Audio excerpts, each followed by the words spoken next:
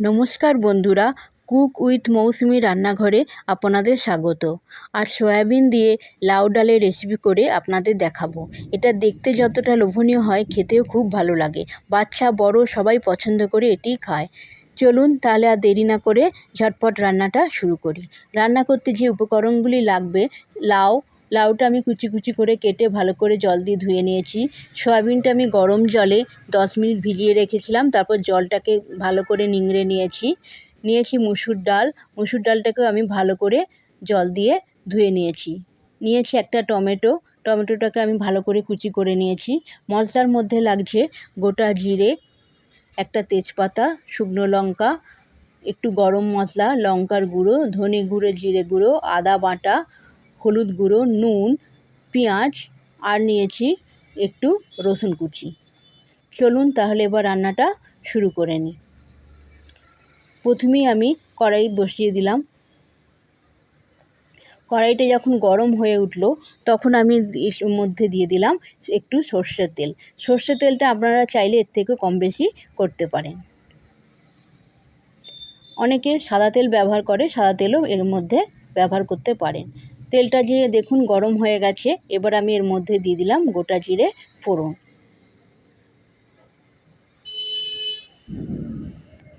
গোটা জিরে ফোড়ন আমার দেওয়া হয়ে গেল। এবার আমি দিলাম একটা লঙ্কা, দিলাম একটা তেজপাতা।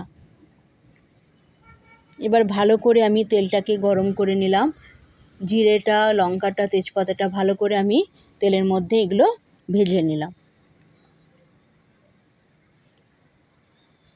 ভালো করে জিরেটা যখন আমার মধ্যে ভাজা হয়ে যাবে, তখন আমি এর মধ্যে দিয়ে দেবো কেটে রাখা পেঁয়াজ কুচি।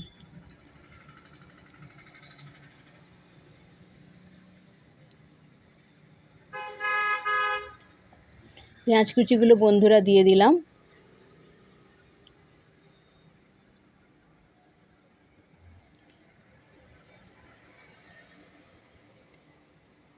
পেঁয়াজগুলো আমার দেওয়া হয়ে গেল। এবার দিয়ে দিলাম একটু রসুন কুচি। পেঁয়াজ এবং রসুন কুচিগুলো ভালো করে তেলের মধ্যে ভেজে নিতে হবে। ভালো করে ভাজতে হবে, নাহলে কাঁচা কাঁচা একটা গন্ধ থাকবে। ভালো করে পেঁয়াজ রসুনগুলো তেলের মধ্যে ভেজে নিতে হবে।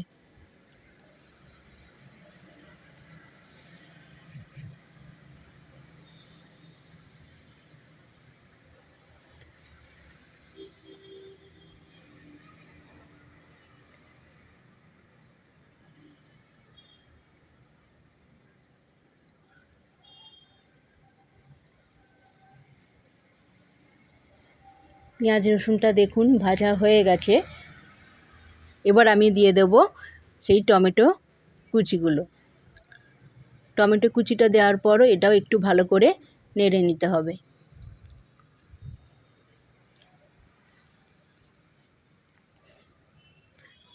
এরপর আমি দিয়ে দেব আদা বাটা,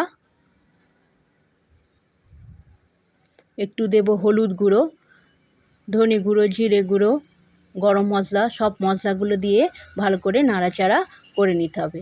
মশলাটা ভালোভাবে নাড়তে হবে যাতে মশলাগুলো কাঁচা না থাকে। মশলাগুলো ভালো করে ভাজা হয়ে গেলে যখন ওপর থেকে তেল ছিঁড়ে আসবে, তখন আমি এর মধ্যে সয়াবিনগুলো দিয়ে দেব।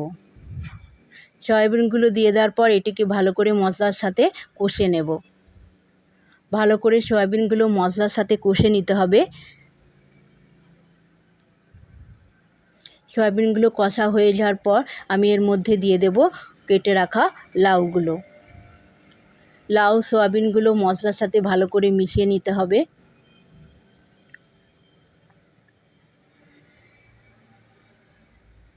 ভালো করে মেশানো হয়ে যাবার পর আমি এর মধ্যে দিয়ে দেব ভিজিয়ে রাখা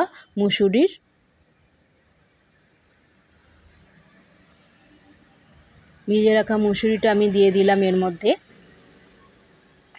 এবার সবগুলো উপকরণগুলো ভালো করে মশলার সাথে মিশিয়ে নিতে হবে।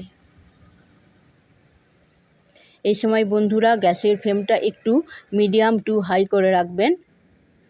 একটু ভালো করে নাড়াচাড়া করতে হবে যাতে মশলাগুলো কাঁচা না থাকে।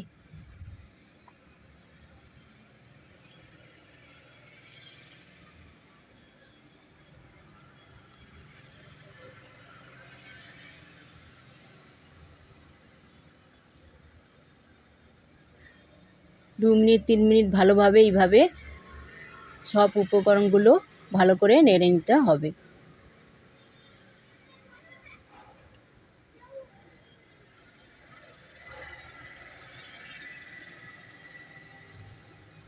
এরপর আমি এর মধ্যে একটু গরম জল দিয়ে দেব।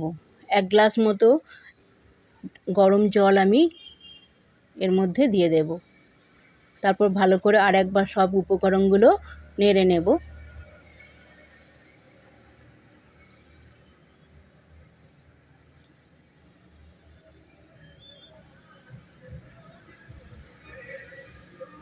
তারপর আমি এটা ঢাকনা দিয়ে 15 মিনিট সেদ্ধ করতে দেব মিডিয়াম আঁচে।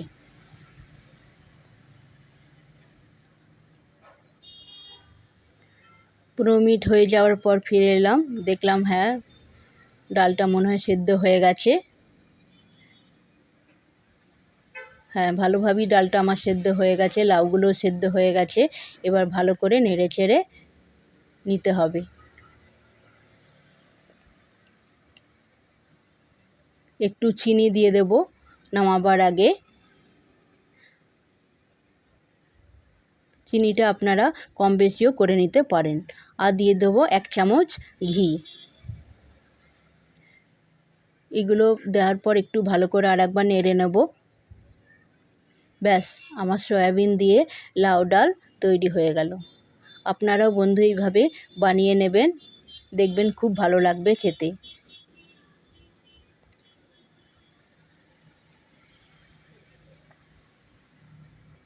চলুন এবার এটা একটা পাত্রে ঢেলে নিই।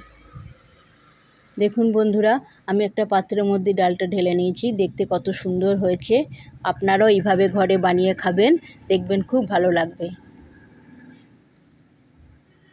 আর যদি আমার রেসিপিটা আপনাদের খুব ভালো লাগে, একটা অবশ্যই লাইক করে দেবেন, শেয়ার করে দেবেন। আর যদি চ্যানেলে নতুন হন তাহলে প্লিজ একটা সাবস্ক্রাইব করে রাখবেন। আবার একটা নতুন রেসিপি নিয়ে উপস্থিত হব। ততদিনে সবাই আপনারা খুব ভালো থাকবেন, সুস্থ থাকবেন। ধন্যবাদ সবাইকে।